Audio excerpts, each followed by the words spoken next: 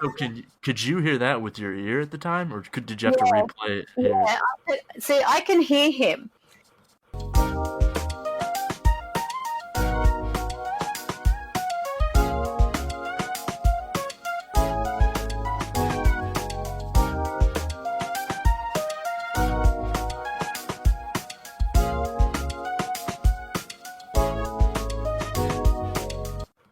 Hello, everyone, and welcome to the Cosmic Closet podcast. I am your host, Blaine, and I'm joined by my co-host. We have Jacob here. Hello, everyone. We are also joined by psychic medium Karen. Karen, how are you today? I'm very well, thanks, Blaine. Thank you for having me. No problem. And if you could just kind of give everyone a little bit of a background about yourself. Well, I've been a medium my whole life, and I've been a psychic most of my life. I had no idea about this. I don't come from a family who practice black magic or voodoo or anything to do with cards. So I was like the black sheep of the family. And it wasn't something that I learnt. It wasn't something that, I studied for. It was with me my whole life. Spirit has been around me since I was probably in nappies. Seeing spirits, seeing things that were happening, having visitations from family members telling me that they were going to take someone home soon. And then a month later, I find that, a cousin of ours in our family passes away from cancer. And I didn't even know he was ill, but it was his father that came and visited me. I had a lot of I can't even narrow it down. It's very hard to narrow it down, but I'll just say this: anyone who thinks this is fun, it's not. Sometimes it's like, people who envy people with curly hair. If they've got straight hair, once they get curly hair, they want it straight. It's like Right. this is the only way I can describe this is if you've got to live with it 24/7 and you're seeing spirits of people you don't even know waking you. I've had ones that have grabbed me by the arm trying to wake me up and left marks.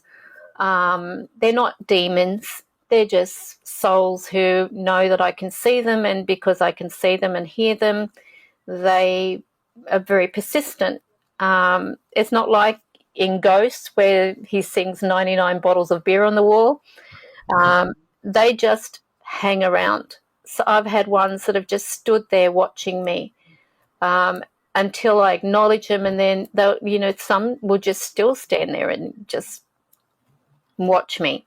Sometimes it's very unnerving, especially the ones that come right up in your face and yell and you're startled out of a sleep. I've had cases where I've seen things happen and I don't like what I'm seeing and there's nothing I can do about it.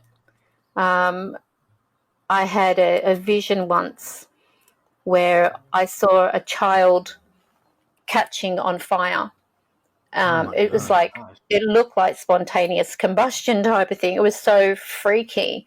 I could see this blonde-haired child catching fire. And the first person I thought of was my cousin, who was a lot younger. And I said to my aunt, please watch Katie. Just be careful around flames or anything like that.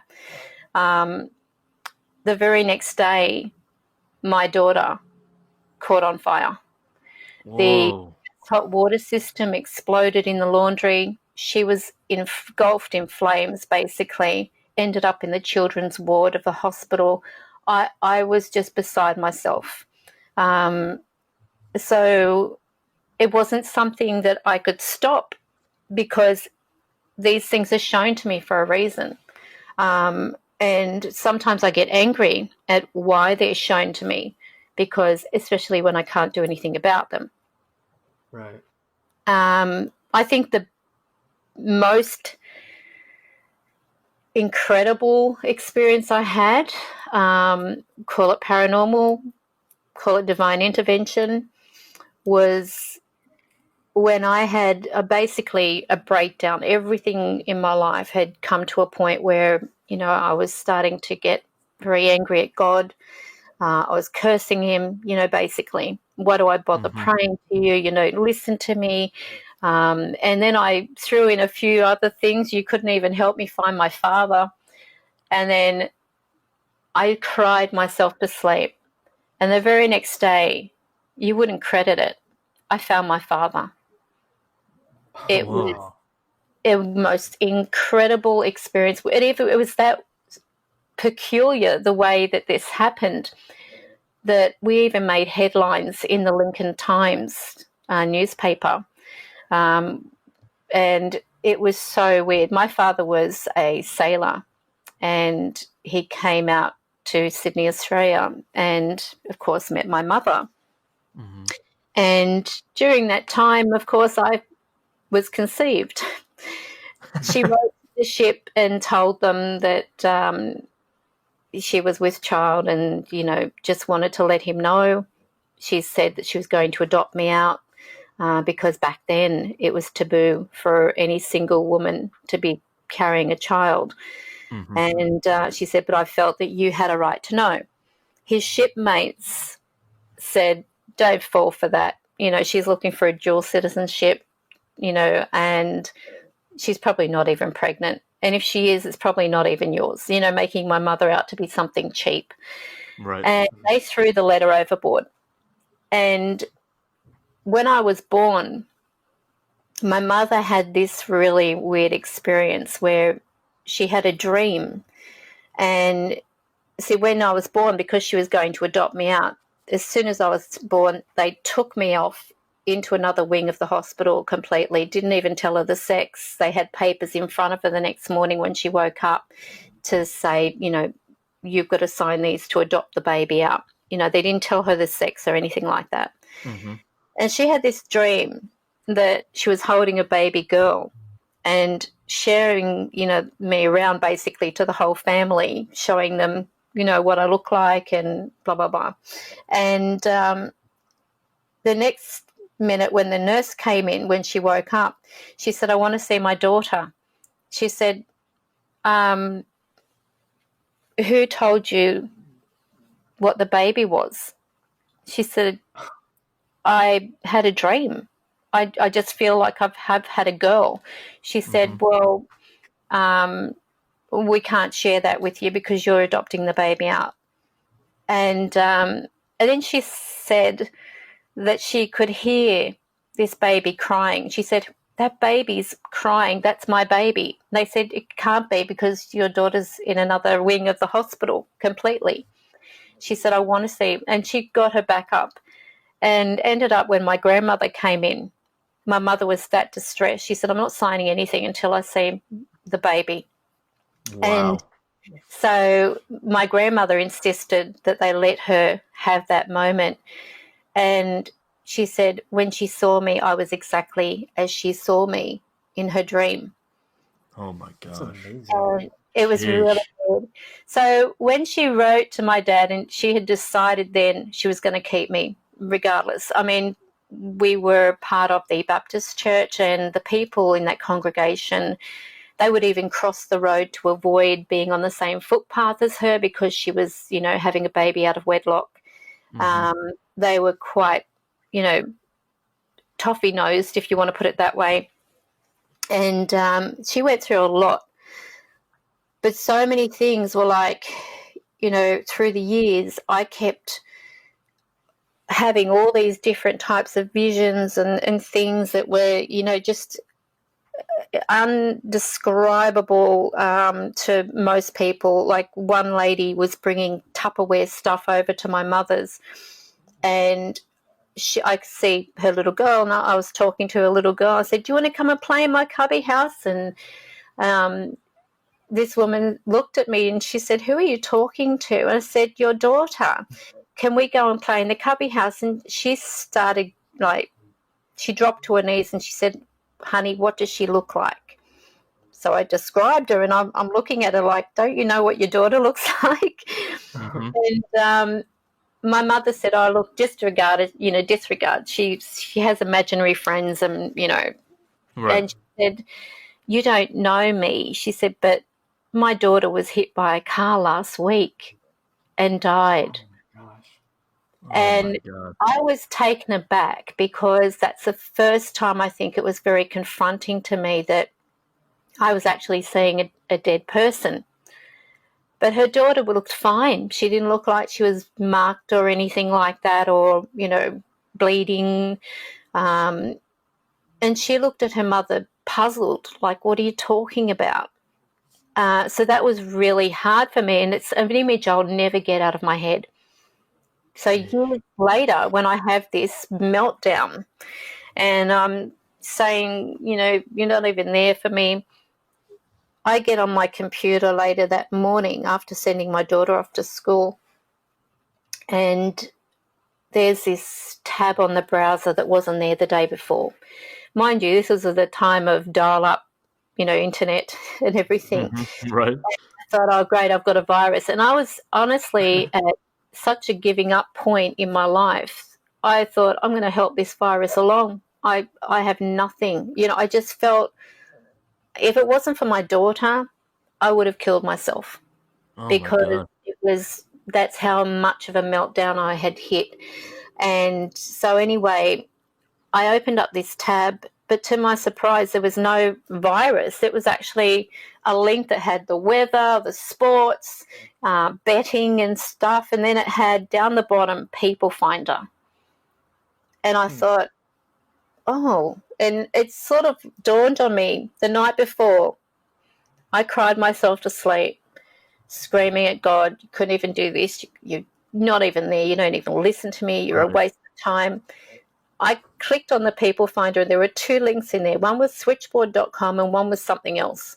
So I clicked on switchboard.com, and honestly, the page looked like a 5-year-old had put it together. It was so basic. It just had first name, middle initial, optional, surname, select a state, and, age optional. Mm-hmm. So I thought, okay, the name that my aunt told me once that my father was, I put that in. Then it said, where it said select a state, luckily at the top it had any state. So I clicked that. And then it had the age.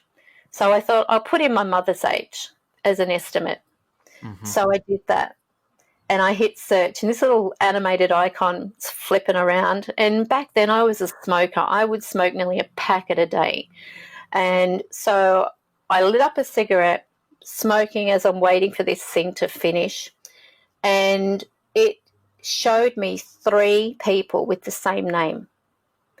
And one of them was my mother's age. And I sat back and I was like, oh my God. Right before me, not only was there a phone number, but there was also an address in Lincolnton, North Carolina.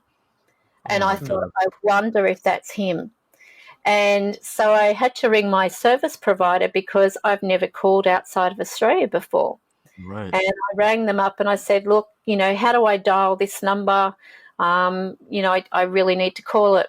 And they said, well, you don't have that outside access on your phone. You've only got, local calls. It's going to take 48 hours to set it up. But what we'll do is once we've got it set up, then we'll give you a call if you like and let you know that you can call it. I said, so how would I call it? She told me, the procedure. You dial 0011 and then 1 and then 704, the country code, blah, blah, blah. And I said, okay. So as soon as I hung up the phone from her, I thought, all right, let's see. I said, if this is God and you are helping me and listening to me, you'll make it possible for me to ring this number right now and get through. So I did. I rang the number and it rang. And I thought, oh, it's going to drop out. But it didn't. He answered the phone and he said, hello. And I said, hello, can I speak to Randy Keever? He said, I'm Randy Keever. And I said, were you ever in the Navy? First of all, I said, do you mind if I ask you a few questions? And he said, this isn't enough market research, is it? And I said, no, I'm calling from Sydney, Australia. I just want to ask you a few questions. He said, okay. And I had no idea what time it might be there. I wasn't even thinking of that. Right. I just see, the opportunity, and I'm like, yes, I'm there. So I said to him, were you ever in the Navy? He said, yes, I was. I said, did you ever come out to Sydney, Australia? He said, as a matter of fact, I did.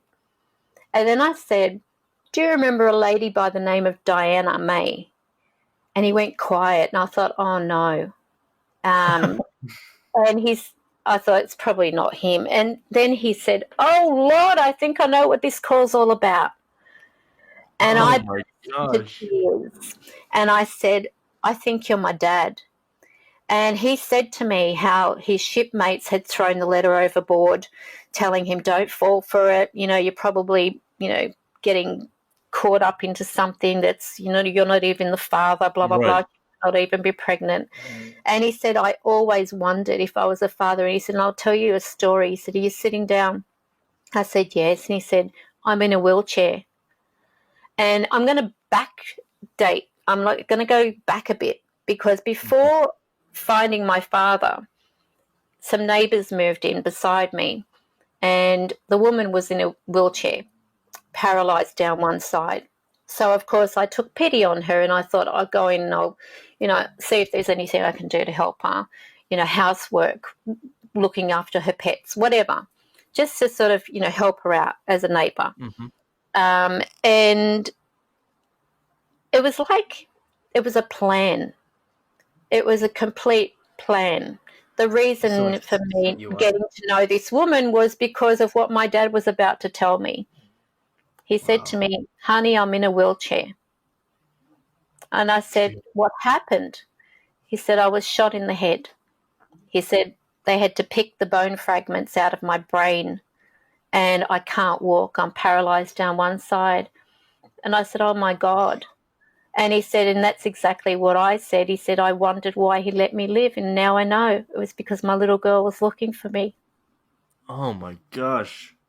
So he said it was a miracle, and that's why he contacted the paper. He was telling everyone, my Australian daughter has contacted me. Oh gosh. We were crying for days, but I'll tell you what was interesting.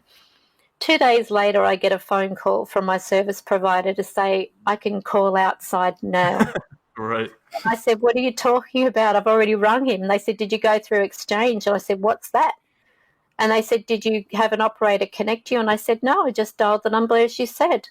They said, we don't have any record of any outside. Oh, what? So not only did I get to talk to my dad for nearly 3 to 4 hours. It was a free phone call. Free phone call. Undocumented. So, as you can imagine, I was, if there is anything to, restore my faith, that was what did it. Wow, that is remarkable. Yeah. So, and then since then, more and more contact with the other side. Having, oh God, it was just like one thing after another. Everything was sort of like in my path then, preventing me from seeing my dad. As much as I would try to get out and see him, something would happen. And I thought, I'm never going to get to see him. And then I started questioning, why did you let me find my father if you weren't even going to let me see him? It got to the point, he passed away before my passport was even approved. Oh, no. And I was devastated. But out of all that, my father visited me. And I knew he was going to come. So I started getting my house in order, cleaning like a frenzy, going through everything, thinking like, if my dad was to turn up now, how do I want my home to look? Mm-hmm. And I was like polishing the skirting boards, doing the dusting, everything, even like sweeping the ceiling in case there was dust up there. And that night, I'm laying in bed, it's pitch black, and my mind was just going through everything. The time, the calls that we had, and the fact that I missed that opportunity of seeing him before he took his last breath. And all of a sudden, it was like with my eyes shut, it was like someone had a torch right in front of me. This bright white light filled my vision, basically through my eyelids. I could see this bright light right up near me. And then I could hear my dad saying, "I want to give you a hug." And I reached up my arms and I said, "I want to hug you too, Dad." And then it was like I clicked. My dad's here. And as soon as I opened up my eyes, the whole room was pitch black again. So he had that visitation with me. And he also has kept contact with me because he promised he would. He said to me, "You know, I'm always there for you." And I've even got a video that I shared. It was his birthday. And I got my iPhone because I said, "Happy birthday, Dad," you know, blah, blah, blah. Mm-hmm. And he said, "Where's the sneakers?" Now, in Australia, we say sand shoes, joggers, but not sneakers. And he giggled. And then in the actual recording, he came close to my iPhone and he said, "I'm the proudest father in the whole world." And then he said to me, "There's a whole new world for you." And as he said it, when you put headphones on with that iPhone, you can hear it going from one headset to the other, like one ear's right. to the other. And the iPhones back then, I think it was a 4S or something, wasn't like surround sound, if you know what I mean. Right, but it recorded in surround sound. And so I could hear him go from my left to my right earphone. I shared that, and I've still got the video up, and it's one of my most viewed videos on YouTube.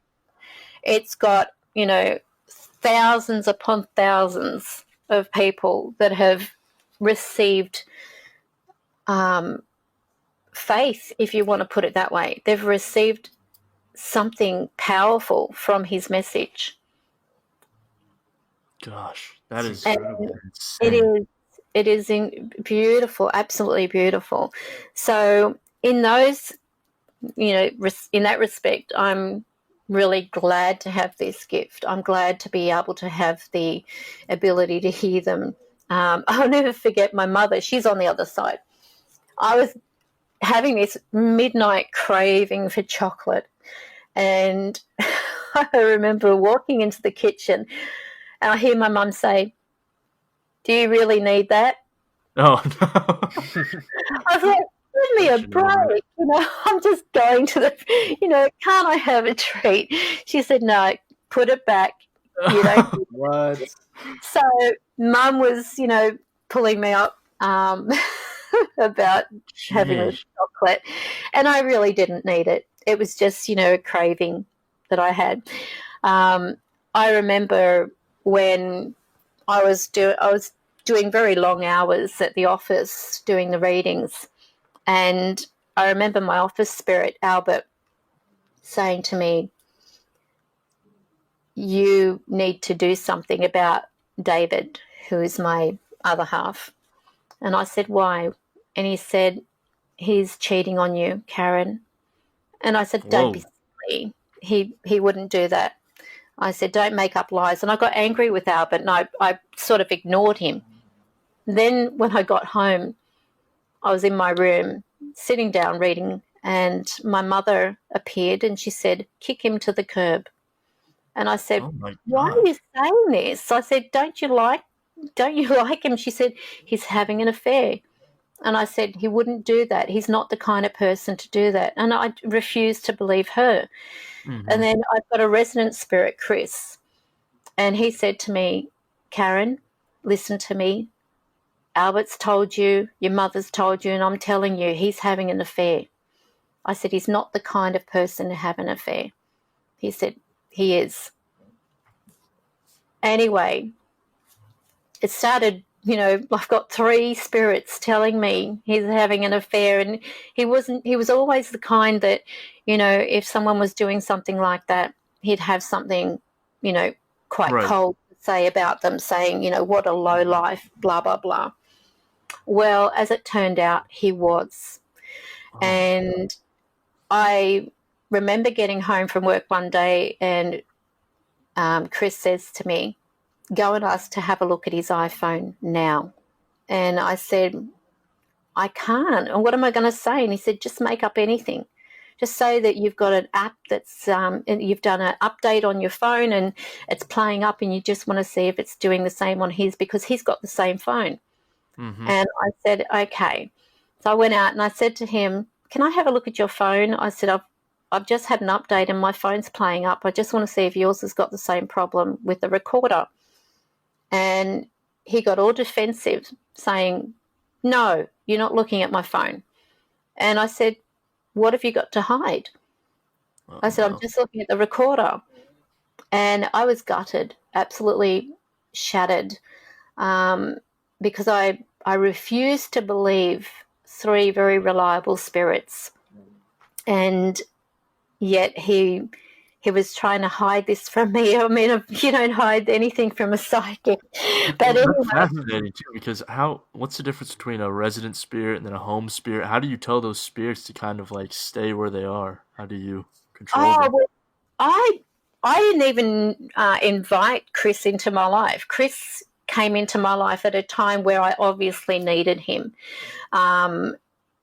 What had happened, my other half then, he went for this, I don't know, he had this thing about going gold detecting. So he bought all the equipment, bought this big Land Cruiser or whatever it's called, and with all the big tank things on top and the, oven and everything inside to take him across Australia. And I said to him, you're wasting your time. You're not going to get any gold. And he said, yes, I am. I'm going to come back and I'm going to have lots of gold, blah, blah, blah. And he was addicted to watching these videos of people getting these great big nuggets out of the ground and everything like that. I said, you're not going to get anything. I said, you've just wasted nearly $75,000 on all this stuff in the vehicle and Jeez. you're not going to find any gold. Trust me. And so he ignored me and he went across and he found nothing. But anyway, cut a long story short, my daughter came in one night and she said to me, can I sleep with you? And she was about 7 or something. And I said, yeah, okay, hop in. So she hops in and I sort of like cuddle up to her, as you do as a parent. Mm-hmm. And next minute, right in my face, there's this bright light. And I thought, oh, no, not now. I was so tired. And I could hear this, hi, I'm Chris. I really love you. Whoa. And I was not going to open my eyes because I thought, I don't know a Chris and I don't want them to love me. And this might be a stalker spirit, because I've had them in the past. And so anyway, I just sort of like tucked my head down into my chest kind of thing, like I didn't want to look.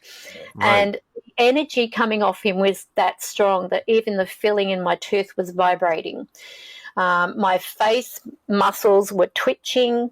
My eyes were twitching. All the muscles in my cheek, they were spasming, if you want to put it that way, because of the energy coming off him.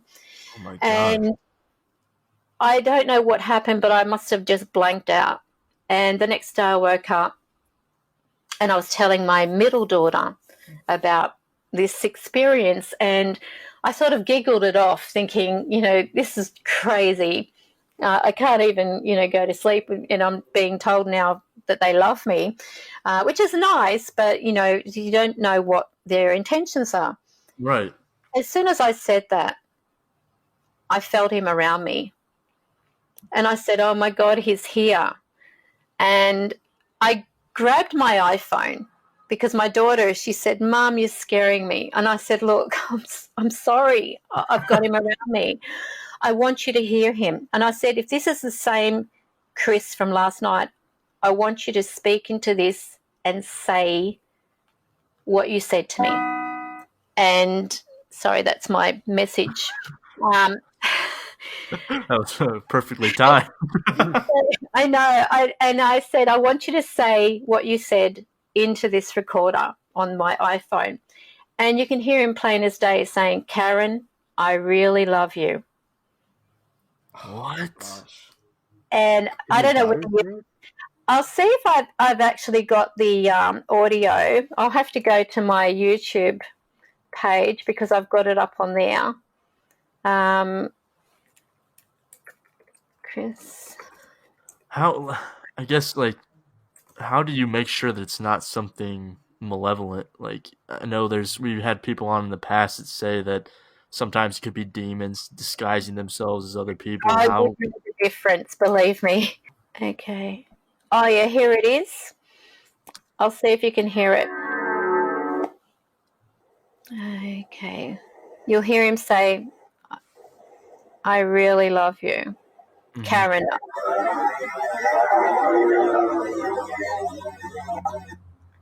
This is a replay. Whoa. It's I like heard- kind I of heard a it. deeper voice. Yeah. Yeah. Here it is. So could you hear that with your ear at the time, or did you have to replay it? Yeah. See, I can hear him. And Okay. there have been times, even with live streams that I've done on YouTube and also my private group, where he just interferes. Like he'll butt in.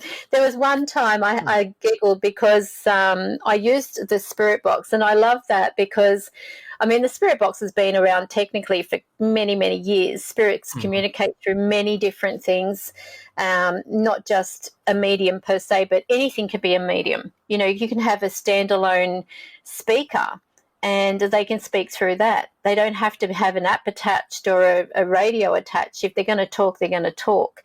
I love them, the fact that, you know, people then get to hear the intelligent voices that come through. So during this one particular live stream, someone in the chat asked, what do you call a slow-moving orb? Well, Chris responds with his candor, fat.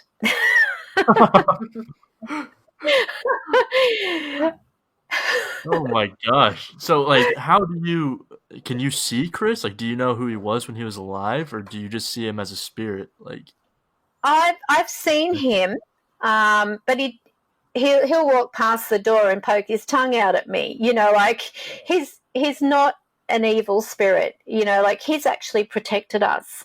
And if it wasn't for him, I wouldn't have been in a position to confront my ex, who is my ex now, and kick him out, because I then kicked him to the curb as they suggested, and I caught him out because when I asked to see his phone, and he threw a big wobbly.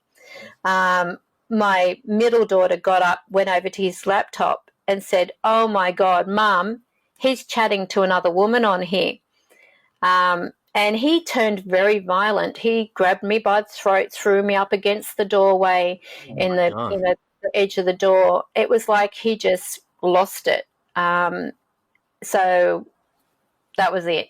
You know, he was out. No second chances. But it was a good thing that they had told me. And after that, I said, I'll never ignore you again, you know, in situations like that. So I've even got my spirit guide, Suella, who actually has been there since dot. I can remember being at school and seeing this woman standing beside the tree, just smiling at me, you know, didn't seem like she was fearful or anything like that, or threatening. And I just felt like she was like a carer.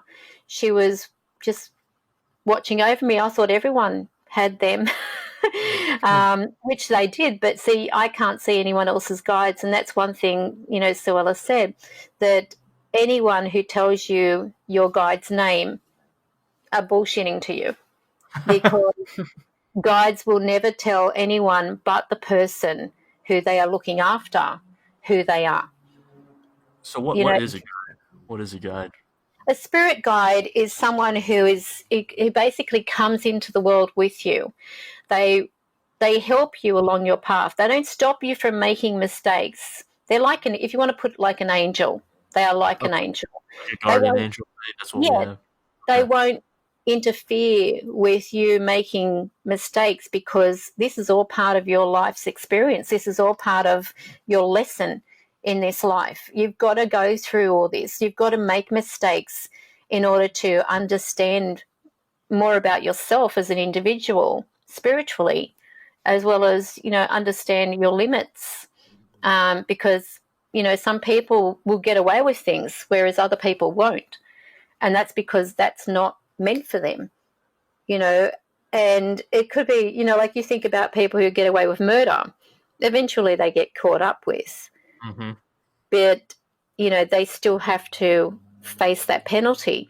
And the majority, from what Sewell has said, those who do commit something like that, it's their conscience that really ends up being the hardest on them later on, because once their conscience is activated through some type of trigger or event that is personal to them, everything keeps, like, it comes back like a big wave of karma. And one thing that I was also told, when we hold a grudge on people who have done wrong by us, we're actually carrying their karma. So they are not going to get given their karma until we forgive and release it back. Um, but it will play out in our life if we don't release it. Mm. That's why it's so important, as hard as it is, forgive a person who, if you want to put it like to the Bible, who trespasses you, who does wrong. Because you know, once that is released, they can then be dealt their karma. Hmm. That's Otherwise, fascinating. you're carrying it. But it's Uh, it's been a fascinating journey. My youngest has the ability. She came in one day and she said to me, "Mum, someone's in my room. Can you bring in the spirit box?" And I said, "Why?" She said, "Because I want you to hear them." I said, "Are you kidding me? You're talking to me. I hear them already." She said, "But I just want you to record it." Anyway, I went in and I recorded it, and we put the spirit box on just to, satisfy her. And this spirit was coming through saying, "Nice to meet you." And I said, "Tell me about the voice." She said, "Well, it was coming from different angles in the room, like if you've got speakers in the room, like all in different, like surround sound kind of mhm. thing." And she said, "And I know that it wasn't you because it was a man." I said, "Do you think it might have been Chris because he watches over you?" And she said, "No, it wasn't Chris." And I said, "How do you know?" She said, "Because I've heard him." And she said, "It wasn't Chris." She said, "But it sounded very tinny and echoey, and it was coming from different directions of the room in different corners, like spiraling around me." And I said, "Did you have your window open?" Because I always say, do a process of elimination first. Before you jump to conclusions that it's a spirit, do a process of eliminations. Is there a radio on? Is there a video running like on YouTube or something where you're hearing the voice? Is the window open? Could it be neighbours? Um, Anything. Is the TV on in someone's room, as an example? Whatever, do the process. She said, "I've already done that, Mum." So anyway, there was this child coming through. There is a child in this home. There's many spirits in this home. I mean, we're looking at a home that's built in the late 1800s. The home that you're currently in right now. Yeah. Okay. Uh, it used to be like a place where there were, um, I guess, men who had no, um, nowhere to live. And then it Mm. turned into like a women's refuge type of thing. And then it went through another cycle of, different families that came in and out and all that. It was going to be torn down before we took over it, basically, or I took over it and Mm-hmm. got it all done up back to restoration. It's now on the heritage listing. But it's not just because it's an old home. You can go into a brand new home and still have spirits. This thing that people have, that if it's an old looking home that's, it's got a history and stuff, then it's going to be more congested with spirits than a new home would, unless someone has died in the new home. But that's hogwash, because spirits are everywhere. If you think about how many people have passed over the Right. years, there's hundreds of billions of Oh yeah. people. So there's a lot of souls out there, and our world still coexists with the new world. Um, our the veil is at times very, very thin, and it's sort of like a membrane between our world and the spirit world. And Mm. I've learnt over the years. I mean, I'm 61. I've learned over the years that those souls with the more stronger sound to their voice are new souls that have been passed within the 5 to 6 year bracket. Mm-hmm. Souls that sound a lot more distant, um, they are ones who have been over, for more than 10 years. And it's just because they're more behind the veil. A new soul will be around for quite some time. And then this is another thing too. Um, when you've got these shows like Long Island Medium, for example, Oh, where right. Yeah. she's walking up to people in the public saying, you've got so and so around you, blah, blah, blah. Although to the viewer, it seems lovely and, oh, I wish, someone would do that for me, whatever. There is a reason those souls are around that person. And it's not to bring the awareness that they're there, but to help them with their healing.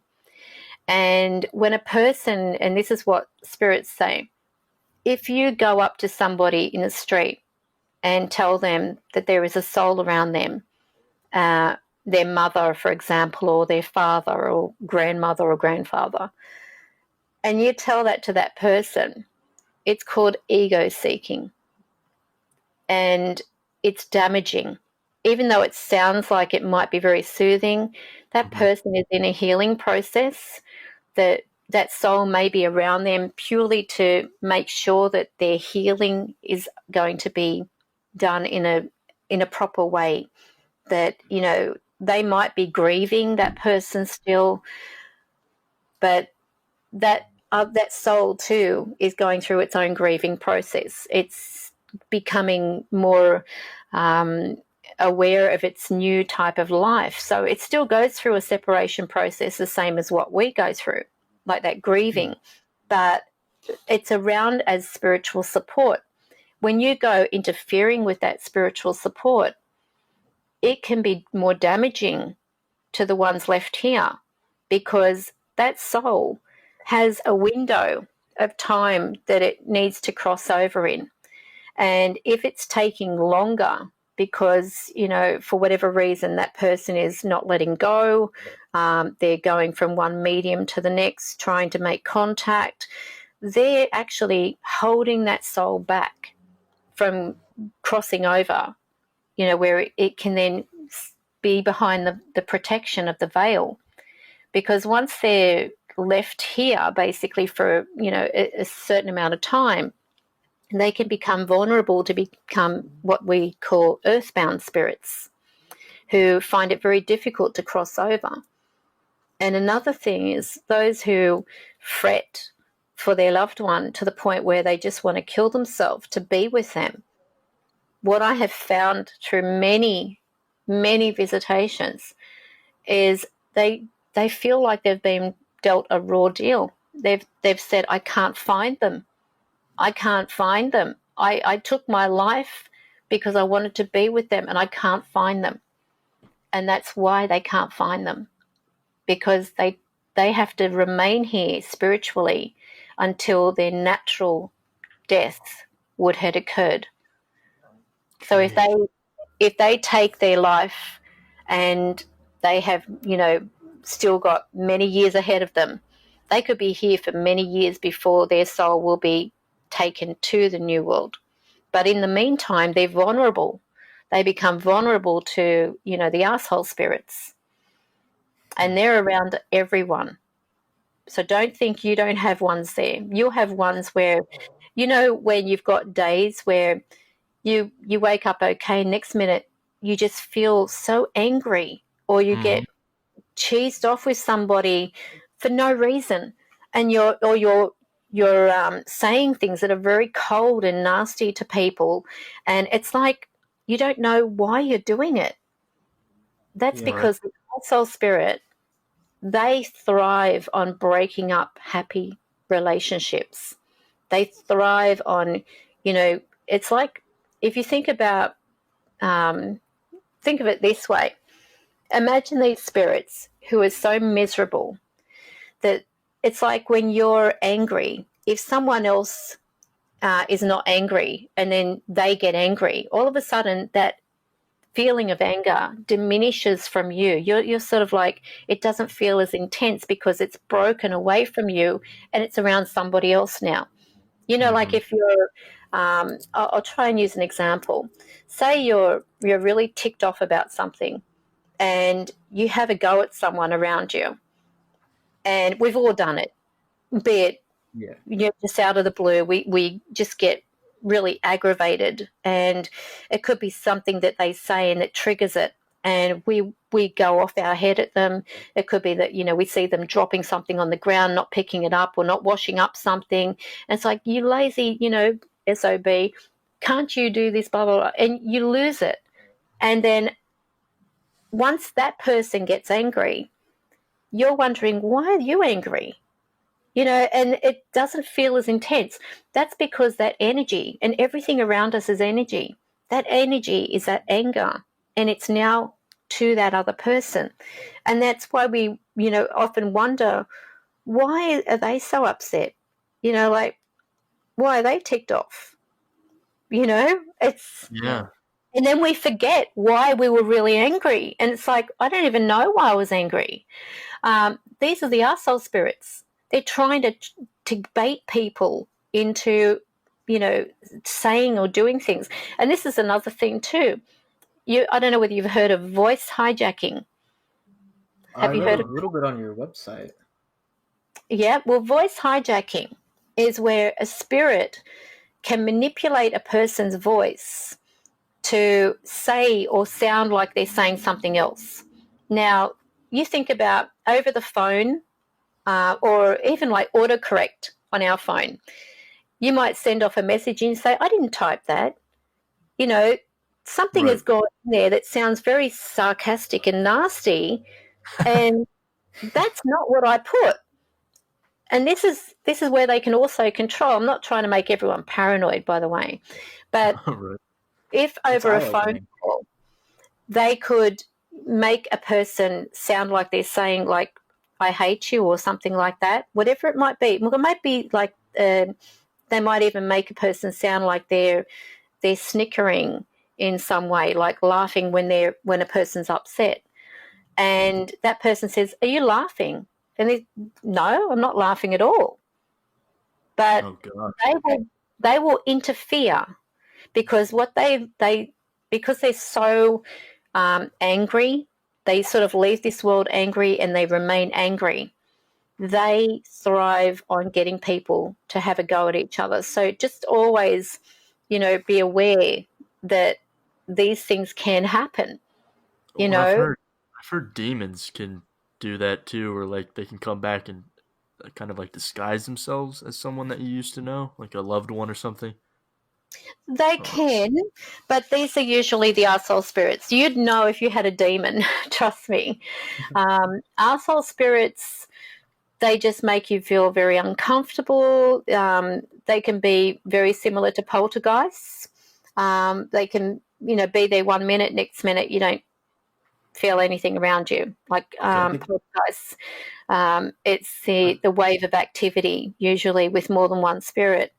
But in regards of the our soul spirit, they're sort of like they're not they're a grade less, if you want to put it that way, than a demon. When Okay. you've got a They're kind of like demon, bullies. sorry, They're kind of like bullies. they are the bullies. Um, if you've ever heard of people getting EVPs and you hear the whistling spirits, they're the arsehole spirits because they're trying to prevent communication. Some people will set down a recorder and they'll hear this whistling, like, I can't whistle, but, it's like a Right. whistling, like someone holding a tune in whistling. And that's the ignorance of these spirits. They will do that as a way of deterring any other spirit trying to communicate. It irritates them. It's like, they'll do anything to sort of irritate that spirit so that they won't bother communicating.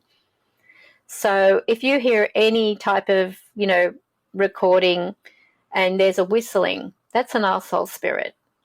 They're just, the assholes of the spirit world. I mean, you've got assholes in our world and you've also got them in the other world. So it doesn't mean that once they leave this world, if they're an asshole here, they're going to be an asshole on the other side. Can't escape them. They can't. They sort of like can't switch off. Are these spirits normally like earthbound? Because it sounds like they do not like want to heal. No, they don't. It's like they get a kick out of it. If they can get people at each other's throat, you can just imagine them sitting down eating popcorn, watching, a couple fighting and hoping that it's going to turn vicious. That's what they're like. They can also put thoughts into people's heads, make them think that, again, it could be, and that's why I was very hesitant in believing Chris and that, and about him being unfaithful, because they can have this, they can put an idea in your head that someone's being unfaithful and they're not.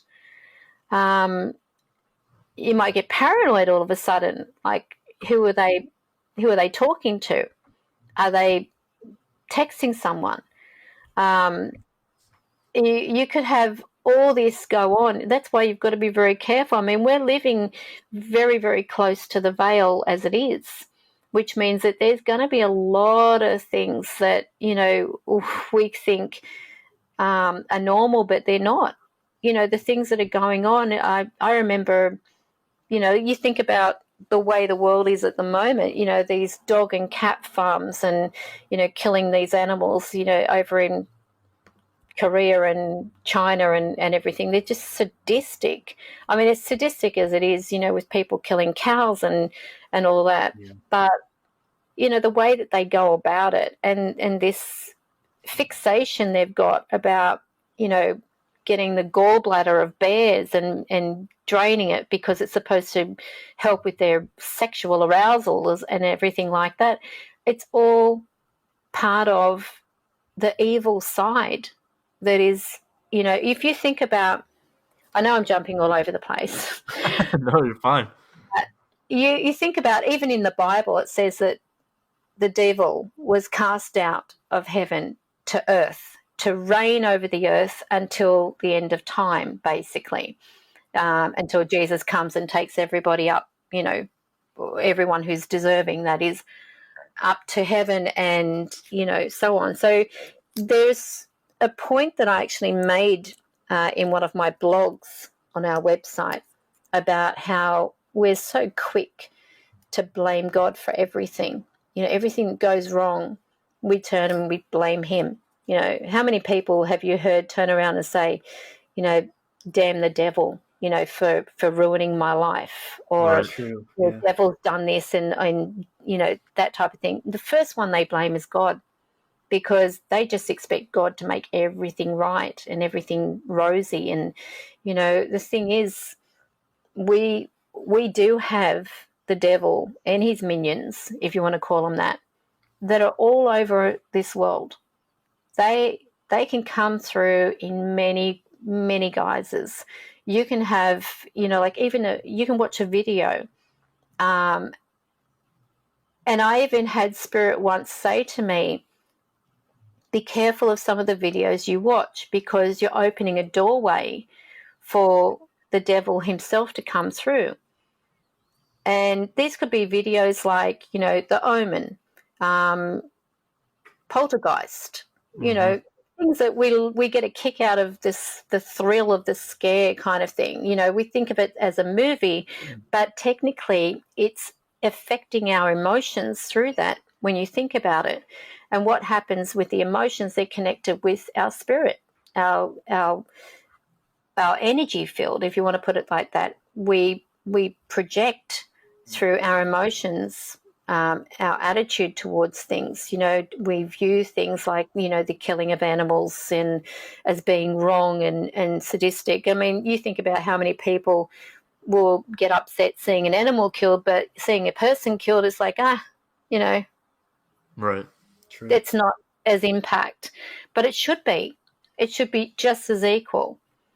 The bad thing. I mean, you've just got a lot of that already around us in some way, and we're either ignoring it or we're just thinking we don't have any say in it, but we do. Hello everyone, thank you for listening to part 1 of our interview with psychic medium Karen. Make sure to check out her website below. She has some really cool videos on her YouTube page, but also tune in next week for part 2, where we get into more question and answer and she tells us her most terrifying experience. Thank you for listening.